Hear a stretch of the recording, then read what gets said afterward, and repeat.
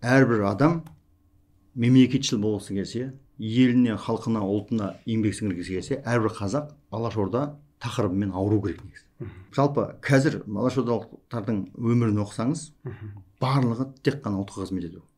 Енді қараңыз, жалпы ол кісілердің өмірін оқыған кезде менің жаңағы көкірегіме өксік тығылады. Міржақыптың мына өлеңін қараңызшы. Мен біткен ойпаң жерге аласа ағаш, мен біткен ойпаң жерге аласа ағаш, емеспін жемісі көп тамаша ағаш. Қалғанша соңғы жаңқам мен сенікі, пайдалан қажетіңе жараса алаш дейді.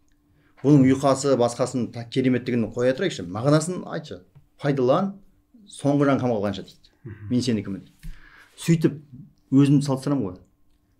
Олардың жасында не істедім? Мен қазір не істеп жүрмін? Былай қарағанда күнделікті ішіп жемнен арылмай жүрген қазақтың біреумін ғой мен былай қарағанда. Енді қараңызшы, ана кісілердің барлығының мүмкіндігі болды. Мысалға Байтұрсынов атамыздың түркі әлеміне өтіп кетсе, ешқандай да қорлық көрмейтіні анық. Әлихан Бөкейхан атамыздың Европаға онсыз да танымал болды. Ғалымдардың арасында танымал болды, жаңағы саясаттанушылардың арасында танымал болды.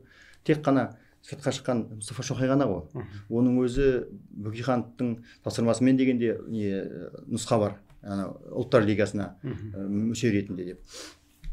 Ал барлығы кетіп қалса, ешкімде жан жақта қудаланып жүретін еді мүмкін.